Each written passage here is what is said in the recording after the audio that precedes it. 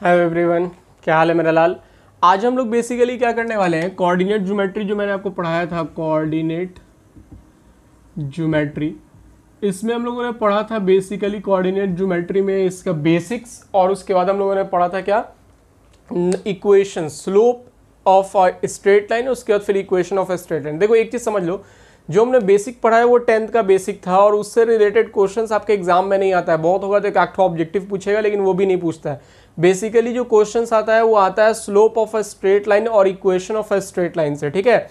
तो बेसिक जो पढ़ा है आपको, पॉइंट, लाइन और आपको डिस्टेंस निकालना, वो सब का जो क्वेश्चन है वो ऑब्जेक्टिव में एक आध नंबर का पूछता है, अदरवाइज पूछता नहीं है। पूछता जो क्वेश्चन बेसिकली है वो equation of a straight line से, जो मैंने आपको पढ़ाया है, बहुत सारा इक्वेशन पढ़ाया है मैंने आपको। सबसे पहला इक्वेशन पढ़ाया पॉइंट स्लोप फॉर्म, याद होगा पॉइंट स्लोप फॉर्म।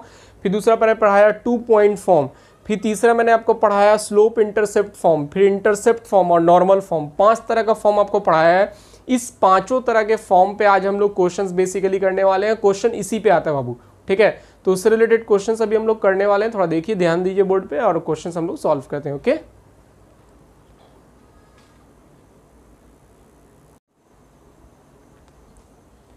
आइए अब देखते हैं एक वर्ड प्रॉब्लम। बोल रहा है find the equation of a line whose inclination, inclination मतलब क्या होता है, बोल रहा है सबसे पहले बोल रहा है find the equation of a line. Hindi आप समझते होंगे इंग्लिश का। Find the equation of a line मतलब एक इक्वेशन, एक लाइन का इक्वेशन निकालना है। हुज इंक्लिनेशन, जिसका इंक्लिनेशन, इंक्लिनेशन मतलब स्लोप, यानी जिसका झुकाव, बेसिकली एंगल की बात कर रहे हैं। इंक्लिनेशन जिसका झुकाव जो है विद द एक्स एक्सिस, यानी एक्स एक्सिस के साथ जो एंगल बना रहा है वो है 150। यानी सॉल्यूशन में सबसे पहले आप गिवन लिखते हैं, तो थीटा हमको गिवन है कितना, 150। बोला इंक्लिनेशन जो है एक्स एक्सिस के साथ वो कितना है, 150 है। तो हमने इंक्लिनेशन को थीटा मान लिया। Which passes through the point, passing point दिया हुआ है आपको, दूसरा दिया हुआ है पासिंग पॉइंट। पासिंग पॉइंट कितना दिया हुआ है, 3 - 5। अब बच्चा मेरा, हमको थीटा दिया हुआ है, पासिंग पॉइंट दिया हुआ है, तो कौन सा फॉर्मूला लगेगा, कौन सा फॉर्म लगेगा इक्वेशन का, पॉइंट स्लोप फॉर्म। क्यों? क्योंकि एक पासिंग पॉइंट है और स्लोप के लिए एंगल दिया हुआ है। स्लोप दिया हुआ नहीं है, स्लोप के लिए एंगल दिया हुआ है, उससे स्लोप निकालेंगे। स्लोप निकालेगा फॉर्मूला क्या होता है, m बराबर tan थीटा, यानी m बराबर tan 150 डिग्री, यानी m बराबर tan 180 - 30। 50 को हम लोग क्या लिख सकते हैं, 150 को लिख सकते हैं 180 - 30। यहाँ से इसका वैल्यू निकालिए, m बराबर कितना आ गया, 180 - थीटा माइनस tan 30 डिग्री, यानी m बराबर आ गया -1/√3। ये मेरा आ गया स्लोप। अब आपको स्लोप पता है, पासिंग पॉइंट पता है, फॉर्मूला क्या होता है equation of a straight line का, इक्वेशन ऑफ अ लाइन का फॉर्मूला क्या होता है बाबू, m बराबर y - y1 बटा x - x1। याद है ना फॉर्मूला। m क्या होता है, m क्या है, -1/√3। y - y1 की जगह पे क्या होगा जी, -5 है तो माइनस +5। x - x1 की जगह पे क्या है, 3। क्रॉस करेंगे, क्रॉस कीजिए, क्या आएगा, -x + 3√3y + 5√3। x को भी उधर ले जाइए तो क्या हो जाएगा, x + √3y, और इसको इधर ले आइए तो क्या हो जाएगा, इसको इधर ले आइए, या फिर इसको भी उधर ले जाइए तो क्या हो जाएगा, -3 + 5√3 = 0। ये मेरा फाइनल आंसर हो गया। समझ में आ रही बात। तो बेसिकली हम लोग को क्या करना होता है, इस चीज़ को समझिएगा। बेसिकली हमको करना क्या होता है कि क्वेश्चन में पहचानना होता है क्या दिया हुआ और उसके अकॉर्डिंग कौन सा इक्वेशन लगेगा। जैसे इसमें एंगल दिया हुआ था, एंगल मतलब स्लोप, और दूसरा पासिंग पॉइंट। तो एंगल और पासिंग पॉइंट या स्लोप और पासिंग पॉइंट में कौन सा इक्वेशन लगता है, तो कौन सा लगता है, पॉइंट स्लोप फॉर्म। पहचान लिया, बना लिया, ठीक है। छापिए और क्वेश्चन देखते हैं।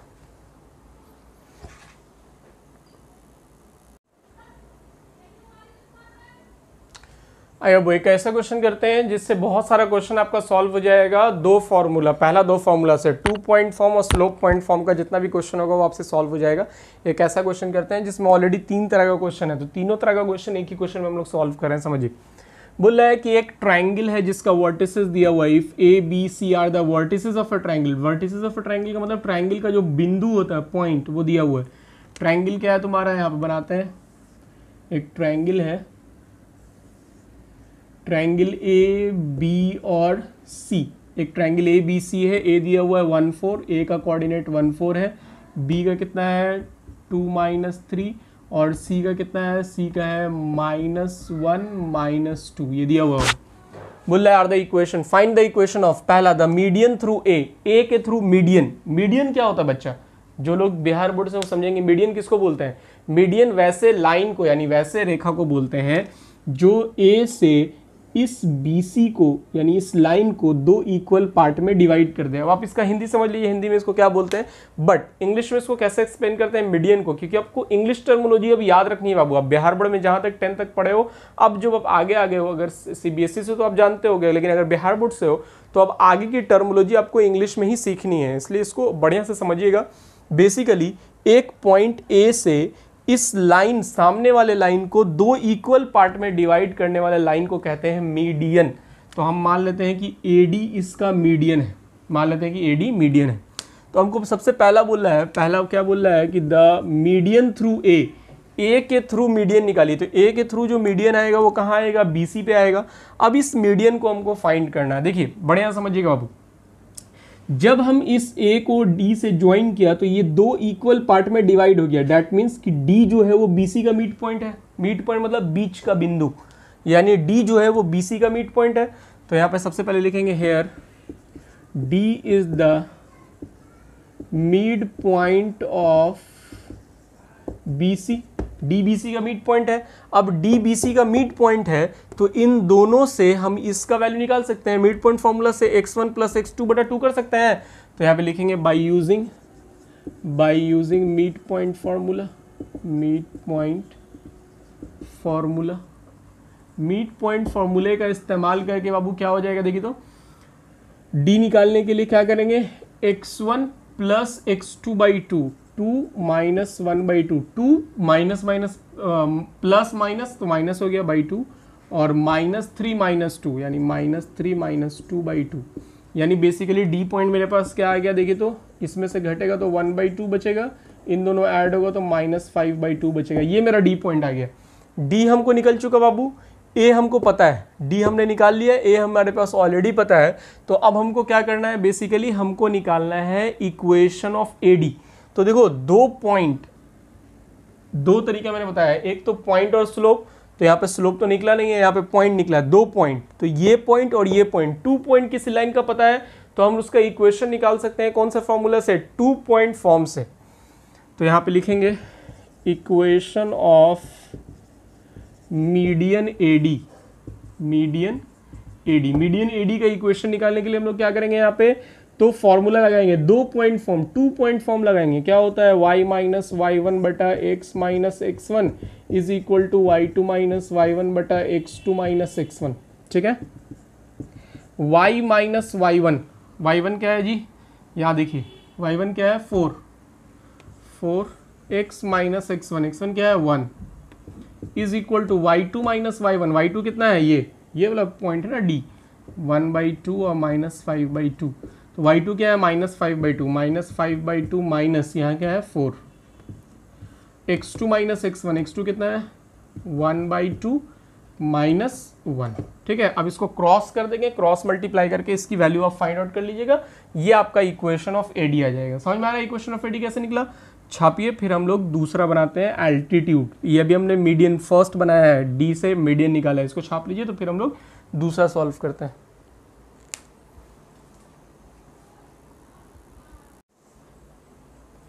चलिए अब आते हैं अब सेकंड नंबर पे। सेकंड नंबर क्या बोल रहा है, द एल्टीट्यूड थ्रू ए से एल्टीट्यूड होना चाहिए। एल्टीट्यूड मतलब परपेंडिकुलर, A से BC पे एक परपेंडिकुलर आएगा। ठीक है, अब A पे BC पे एक परपेंडिकुलर आया, A से BC पे एक परपेंडिकुलर है। तो मान लो ये E है, AE कोई परपेंडिकुलर है। ठीक है, ये वाला पिछला वाला तो यहाँ पे तुम्हारा था वो जो मीडियन था, ये परपेंडिकुलर है। तो परपेंडिकुलर तो 90 डिग्री सीधा स्ट्रेट लाइन आएगा 90 डिग्री यहाँ पे। अब ये 90 डिग्री है, तो 90 डिग्री कहाँ पे है ये तो हम नहीं ना बता सकते हैं, मिड पॉइंट तो है नहीं, तो इसमें तो कोई पॉइंट निकलेगा नहीं। तो अब इसमें क्या निकलेगा, तो क्योंकि AE परपेंडिकुलर है BC पे, तो दोनों का स्लोप का मल्टीपल -1 के बराबर होगा, तो इसका स्लोप उससे निकल जाएगा AE का। तो सबसे पहले हम BC का स्लोप निकालेंगे। देखिए सबसे पहले हम निकालेंगे स्लोप ऑफ BC। तो BC का स्लोप कैसे निकलेगा बाबू, स्लोप निकालेगा फॉर्मूला पता है आपको, y2 - y1/x2 - x1 slope of BC, MBC, ठीक है। तो स्लोप ऑफ BC मेरे पास क्या आ गया, y2 माइनस y1 यानी -2 और -2 और minus minus +3, x2 minus x1 यानी -1 -2, ये आ गया, क्या आ गया यहाँ से 1/-3, यानी स्लोप ऑफ BC -1/3 आ गया। अब क्योंकि AE परपेंडिकुलर है, here AE perpendicular on BC, AE BC पे परपेंडिकुलर है, so slope of AE into slope of BC बराबर क्या होता है, -1 होता है, याद है। जब दो लाइन एक दूसरे पे परपेंडिकुलर होता है दोनों का स्लोप को मल्टीपल -1 के बराबर होता है। चलिए स्लोप ऑफ AE का स्लोप क्या है जी, नहीं पता हमको, निकालना है। स्लोप ऑफ BC हमको पता है कितना है, -1/3 इज इक्वल टू -1, 3 जाके मल्टीप्लाई होगा, माइनस माइनस खत्म हो जाएगा, MAE यानी स्लोप ऑफ AE क्या आ गया 3। अब देखिए इस लाइन का इक्वेशन निकालना था, इसका एक पॉइंट पता है और स्लोप हमने निकाल लिया, और एक पॉइंट ऑलरेडी पता है, तो इक्वेशन ऑफ AE क्या हो जाएगा, इक्वेशन ऑफ AE कौन सा फॉर्मूला लगाएंगे, इक्वेशन का फॉर्मूला लगाएंगे कौन सा, एक स्लोप और एक पॉइंट फॉर्म, क्या होता है M बराबर यानी MAE बराबर y minus y1/x minus x1। AE का M क्या है जी 3, स्लोप यानी AE का क्या है 3, y माइनस y1 कितना है 4, x माइनस x1 कितना है 1, क्रॉस मल्टीप्लाई कीजिए, 3x minus 3 is equal to y minus 4, y को दे ले आइए 3x माइनस y, इसको भी दे ले आइए, तो +1 इज इक्वल टू, ये मेरा आंसर हो गया। समझ में आ रही है बात। तो बेसिकली इस तरह से बनता है बाबू, आपको देखना होगा कि किस लाइन के बारे में बात कर रहा है, उसको दो चीज़ चाहिए, या तो 2 पॉइंट चाहिए या 1 पॉइंट 1 स्लोप चाहिए, तो कौन सा निकल जाएगा वो आपको उसके अकॉर्डिंग देखना होगा, उसके अकॉर्डिंग सॉल्व करेंगे, ठीक है।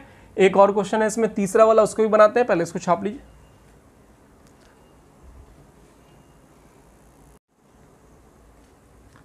आइए बाबू थर्ड नंबर देखते हैं। थर्ड नंबर क्या बोल रहा है, the perpendicular bisector of BC का परपेंडिकुलर बाइसेक्टर सॉल्व करें हम लोग। तो सबसे पहले तो BC है और ये परपेंडिकुलर भी है, इस पे कोई लाइन, और बाइसेक्टर भी है। तो बाइसेक्टर का मतलब बीच में कट कर रहा है, ठीक है, और परपेंडिकुलर इस तरह से कोई परपेंडिकुलर है, तो हम ये मान लेते हैं कि ये लाइन कोई मेरा है DE, कोई लाइन हम DE मान लेते हैं, क्योंकि ये लाइन ऑब्वियस सी बात है, ऐसे तो आएगा नहीं। अब ये कोई लाइन है जो क्या कर रहा है कि इस पे परपेंडिकुलर भी है और इसको इक्वल पार्ट में डिवाइड भी कर रहा है, दोनों काम कर रहा है, परपेंडिकुलर भी और इक्वल पार्ट में डिवाइड भी कर रहा है, ठीक है। तो ये ऐसा ट्राइंगल है जिसमें एक लाइन ऐसा आ रहा है जो परपेंडिकुलर भी है और इसको 2 इक्वल पार्ट में डिवाइड भी कर रहा है। चलिए, तो जब ये मिड पॉइंट भी है यानी बाइसेक्टर भी है, लिखेंगे E is the bisector of BC, so E is the midpoint of BC। इसका मतलब है कि वो उसका मिड पॉइंट है। जब मिड पॉइंट है तो इन दोनों पॉइंट से निकाल लेंगे ये मिड पॉइंट का फॉर्मूला से, क्या हो जाएगा, E बराबर x1 प्लस x2 यानी 2 माइनस 1/2 और -3 - 2 यानी -3 - 2/2, यानी यहाँ से E क्या आ जाएगा तुम्हारे पास 1/2 और -5/2, जो इससे पहले आया था वही आएगा, ऑब्वियस सी बात है, मिड पॉइंट निकाल लें। तो E मेरे पास आ गया 1/2 -5/2। लेकिन यहाँ पर जो हमारे पास E आया है उस केस में यहाँ पर एक पॉइंट पता नहीं है, ये पॉइंट हमको पता नहीं है। तो जब ये पॉइंट पता नहीं है तो 2 पॉइंट में तो निकलेगा नहीं, पहले ये वाला पॉइंट पता था, ये वाला पॉइंट हमने निकाल लिया था, तो उससे हम लोग इक्वेशन निकाल लिया लाइन का। बट यहाँ पर हमको ये पॉइंट पता ही नहीं है, लेकिन हमको ये पता है कि ये लाइन इस पे परपेंडिकुलर है। तो परपेंडिकुलर जब ये लाइन है तो ये लाइन इस लाइन पे परपेंडिकुलर है, तो परपेंडिकुलर वाला रिलेशन अब यहाँ पे इस्तेमाल करेंगे। मतलब इससे पहले जो दोनों रिलेशन इस्तेमाल किया था अलग अलग, अब उसको एक ही क्वेश्चन में इस्तेमाल करेंगे हम लोग। तो यहाँ पे लिखेंगे, सबसे पहले हम लोग क्या फाइंड करेंगे, यहाँ पे slope of BC। Slope of BC हम लोग निकाल चुके हैं ना जी। स्लोप ऑफ BC क्या आया था -1/3, वहां से देख लीजिएगा फिर से कैसे निकाला था, छाप लीजिएगा उसको। स्लोप ऑफ BC मेरा -1/3 आया था, तो लिखेंगे यहाँ पे here DE is perpendicular on BC, so slope of DE into slope of BC is equal to -1। तो स्लोप ऑफ डी क्या आ जाएगा तुम्हारे पास 3, स्लोप ऑफ डी कितना आ गया 3 आ गया। तो स्लोप ऑफ डी हमको पता है 3 और ये पासिंग पॉइंट पता है, तो हम इक्वेशन ऑफ डी निकालने के लिए क्या करेंगे बाबू, m ऑफ डी ई बराबर y माइनस वाई वन बटा x minus x one. M D क्या है तुम्हारे पास 3, y माइनस वाई वन कितना है जी तुम्हारे पास, देखो माइनस माइनस प्लस 5/2 और x माइनस 1/2 क्रॉस कीजिए। सबसे पहले एलसीएम ले लेते हैं, क्या आ जाएगा 2y प्लस 5 बटा 2x माइनस 1, 2 नीचे नीचे कटिए, क्रॉस कीजिए क्या आएगा 6x minus 3 is equal to 2y plus 5। ये इधर ले आइए 6x माइनस 2y और ये 5 को इधर ले आइए, तो कितना हो जाएगा -8 इज इक्वल टू 0। ठीक है, अब इसमें जो कट कुट रहा है उसको काट कूट लीजिए और अपना 2 कॉमन निकलेगा तो 2 कॉमन निकल के काट लीजिए, आंसर आ गया। ठीक है, छापिए।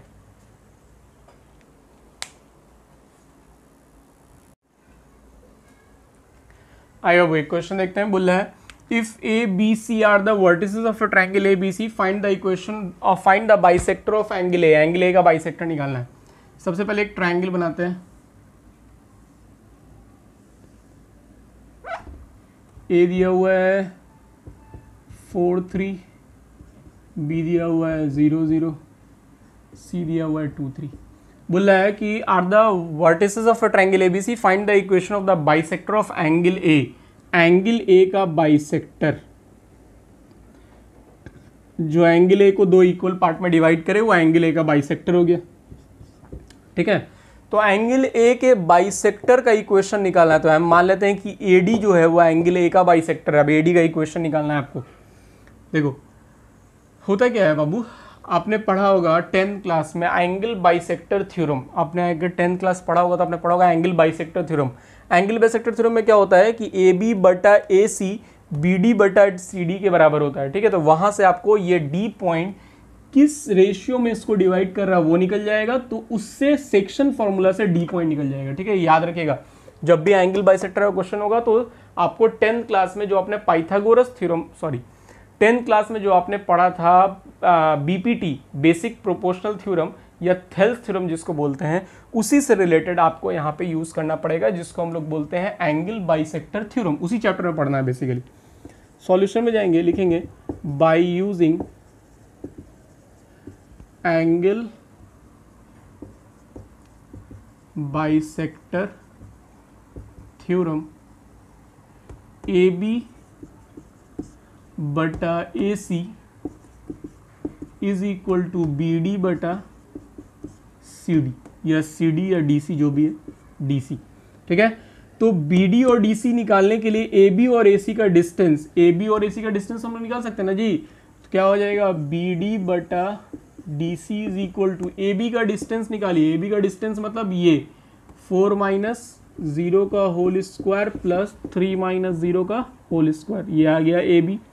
ए सी क्या होगा, यहाँ से देखिए √4 माइनस 2 का होल स्क्वायर प्लस 3 माइनस 3 का होल स्क्वायर, यानी यहाँ से बी डी बटा डी सी जो है वो क्या आ गया, देखो तो 4 का स्क्वायर 16 और 9 25, 25 मतलब 5।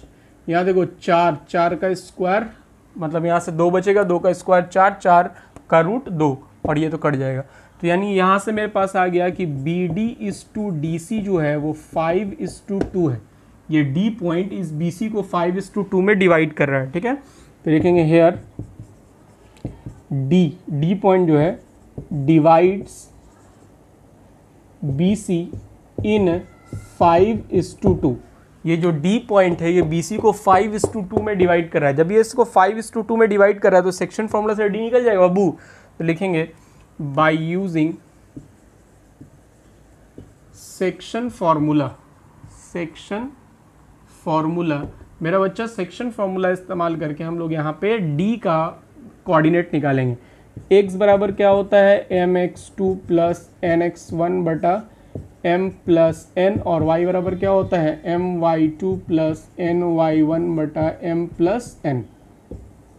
ठीक है, x m क्या है जी, m मेरा 5 है, 5 इंटू x2, x2 क्या है देखिए तो x2 तुम्हारा है 2 प्लस 2 इंटू 0 बटा 5 प्लस 2 और y बराबर क्या होगा, y बराबर होगा तुम्हारा mx2 यानी 5 इंटू my2, 5 इंटू y2। तो हम लोग y2 देखेंगे, y2 मेरा क्या है यहाँ पे देखो तो y2 है 3 प्लस 2 इंटू यहाँ पे y1 कितना है 0 बटा 5 प्लस 2 यानी x आ गया मेरे पास कितना 5 दूनी 10, 10 बटा 7, 10 बटा 7 और y कितना आ गया 15 बटा 7। ये मेरे पास आ गया d पॉइंट, यानी d पॉइंट मेरे पास कितना निकल गया 10 बटा 7 और 15 बटा 7।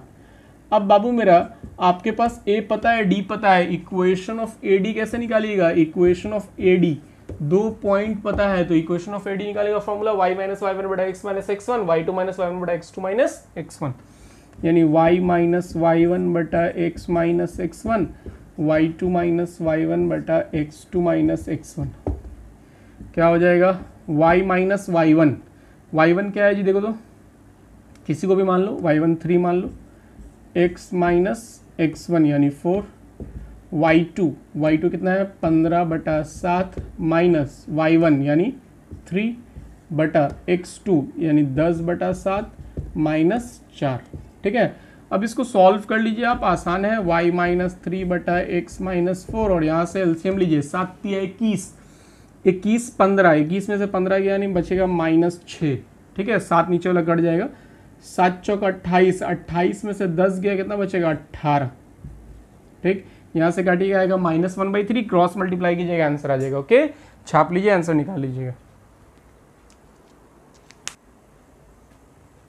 आए हुए एक और क्वेश्चन देखते हैं, बोला है find the equation of a line which is parallel to a line. एक लाइन का इक्वेशन निकाला है जो दूसरे लाइन के पैरेलल है और whose y intercept is 5 unit, जिसका y इंटरसेप्ट यानी y इंटरसेप्ट दिया हुआ है, डेट मीन्स ये स्लोप इंटरसेप्ट का फॉर्म है। स्लोप इंटरसेप्ट फॉर्म पता है क्या होता है, y is equal to mx plus c, जिसमें y चाहिए यानी स्लोप चाहिए और एक इंटरसेप्ट चाहिए। ठीक है, तो स्लोप हम लोग इस पैरेलल लाइन से निकालेंगे और y इंटरसेप्ट दिया हुआ है। जैसे देखो बेसिकली ये क्या है, एक लाइन है, इस लाइन का एक y इंटरसेप्ट आपको दिया हुआ है और ये लाइन दूसरे लाइन के पैरेलल है। बोल रहा है दिस लाइन, जिसका इक्वेशन निकालना है वो दिस लाइन के पैरेलल है। मान लो हमको निकालना है इक्वेशन AB का और ये CD के पैरेलल है और CD का जो इक्वेशन है वो दिया हुआ है, क्या दिया हुआ है 2x minus 3y is equal to 8। Question में साफ साफ बोल रहा है कि find the equation of a line which is parallel, एक इक्वेशन का लाइन निकालना है which is parallel to the line, जो इस लाइन के पैरेलल है और हुज y इंटरसेप्ट यानी इसका y इंटरसेप्ट दिया हुआ है 5 यूनिट। चलिए आते हैं सॉल्यूशन में। y इंटरसेप्ट को हम लोग क्या बोलते हैं, y इंटरसेप्ट को क्या बोलते हैं c। तो बेसिकली आपको c दिया हुआ है कितना 5, y इंटरसेप्ट क्या दिया हुआ है c दिया हुआ है 5। इक्वेशन ऑफ CD हमारे पास दिया हुआ है, कितना दिया हुआ है 2x minus 3y is equal to 8। इसको अगर हम y is equal to mx plus c पे तोड़ दें, आपने रिडक्शन पढ़ा होगा, reduce to slope intercept form, general equation को स्लोप इंटरसेप्ट फॉर्म में कैसे रिड्यूस करते हैं, वीडियो डाला हुआ है ऑलरेडी, तो आपने पढ़ा होगा वहां पे। तो देखिए उसी को बोल रहा है कि इसको हम लोग y is equal to mx plus c के फॉर्म पे ले जाएंगे। तो सबसे पहले हम y को उधर ले जाते हैं तो हो जाएगा 3y is equal to 2x minus 8, ये उधर जाएगा 8 इधर आएगा। ठीक है, 3 को ले आके डिवाइड कीजिए, y इज इक्वल टू क्या हो जाएगा 2/3x माइनस 8/3, 3 आके डिवाइड हो गया। अभी देखो y is equal to mx plus c आ गया, y is equal to mx plus c आ गया। ठीक है, अब इसका m क्या है, तो स्लोप, m स्लोप को बोलते हैं ना जी m ऑफ CD कितना है, क्या देखो सामने सामने कंपेयर करो कितना है 2/3। स्लोप ऑफ CD हमको पता चल गया, CD का स्लोप 2/3 है। तो बताओ तो AB का स्लोप क्या होगा। मैंने आपको बताया है कि जब दो लाइन पैरेलल होता है दोनों का स्लोप बराबर होता है, तो जो CD का स्लोप होगा वही ना AB का स्लोप होगा बाबू। तो यहाँ पे लिखेंगे here AB is parallel to CD, AB जो है CD के पैरेलल है, so slope of AB must be equal to slope of CD। AB का स्लोप CD के स्लोप के बराबर होगा, तो CD का स्लोप तो हमको पता है, तो AB का स्लोप क्या हो जाएगा जी, स्लोप ऑफ AB क्या आ गया मेरा 2/3, यहीं पे लिख देते हैं, इज इक्वल टू 2/3। अब मेरे को चाहिए इक्वेशन, तो इक्वेशन ऑफ ए बी निकालना है हमको, रिक्वायर्ड इक्वेशन का लाइन, रिक्वायर्ड जो लाइन है मेरा ए बी उसका इक्वेशन निकालना है। फॉर्मूला क्या होता है, y is equal to M X plus C, याद है slope intercept form, y is equal to M X plus C, Y M कितना है यहाँ पे 2/3 x प्लस सी, सी कितना था जी 5। चलिए अब एलसीएम ले लीजिए, एलसीएम लीजिए, यहाँ पे क्या आएगा y is equal to 2x plus 15/3, 3 आगे मल्टीप्लाई होगा, 3y is equal to 2x plus 15, 3y उधर जाएगा, 2x minus 3y plus 15 is equal to 0, मेरा आंसर हो गया। क्लियर है, छापिए। आइए अब एक और क्वेश्चन देखते हैं। बोला find the equation of line which is perpendicular to the line, जो इस लाइन पे परपेंडिकुलर है and passes through the mid point of the joining of the line. देखो मतलब क्या होता है क्वेश्चन का, समझो। जैसे पहले हम आपको समझा रहे हैं, समझिए। बोला find the equation of a line, एक लाइन का इक्वेशन निकालना है, ठीक है। ये आइए तो इस क्वेश्चन को देखते हैं बाबू। असल हुआ क्या कि जैसे ही मैं इसको ड्रॉ करा था मैंने इसको सॉल्व कर दिया और मोबाइल का स्टोरेज फुल होने की वजह से मोबाइल बंद हो गया, ठीक है। तो फिर से मैं इसको एक्सप्लेन कर देता हूँ, बना हुआ पूरा है, मैं इसको एक्सप्लेन कर दे रहा हूँ आपको, समझ लीजिए अच्छे से। जैसे मैंने एक क्वेश्चन बताया कि एक लाइन दिया हुआ इक्वेशन ए बी फाइंड करना है जो कि सी डी पे परपेंडिकुलर है और एक जी पॉइंट से पास कर रहा है जो कि मिड पॉइंट है ई एफ का, ठीक है।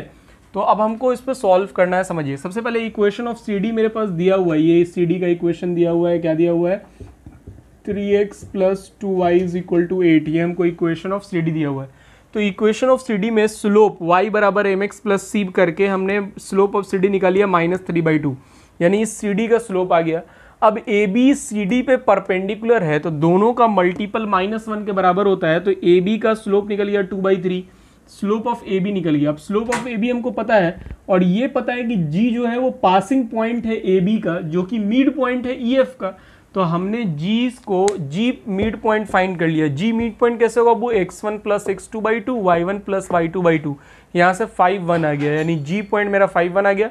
तो जी मेरा पासिंग पॉइंट है और ए बी का स्लोप हमको पता है। तो आपको पता है कि जब स्लोप ऑफ ए बी दिया हुआ है और पासिंग पॉइंट दिया हुआ है तो फॉर्मूला कौन सा लगता है, y m is equal to y minus 5 बटा x माइनस x1। उस फॉर्मूले को लगा के हमने यहाँ पे सॉल्व कर लिया, 2x minus 3y minus 7 is equal to 0, ये मेरा आंसर हो गया, ठीक है। तो आज की वीडियो यहीं तक रहेगी। मोबाइल मेरा फुल हो चुका है तो अभी इसको हम एडिट करके डाल रहे हैं आपके पास ऐप्स में, उसके बाद फिर हम लोग बात करेंगे। नेक्स्ट वीडियो में और भी क्वेश्चंस देखेंगे, प्रॉब्लम ऑन कोऑर्डिनेट ज्योमेट्री। ये कोऑर्डिनेट ज्योमेट्री के प्रॉब्लम्स पे बेस्ड है, इक्वेशन पे, और भी एक वीडियो और आएगी जिसमें हम लोग प्रॉब्लम और भी देखेंगे, ठीक है। चलो मिलते हैं नेक्स्ट वीडियो में, तब तक के लिए टेक केयर, गुड बाय।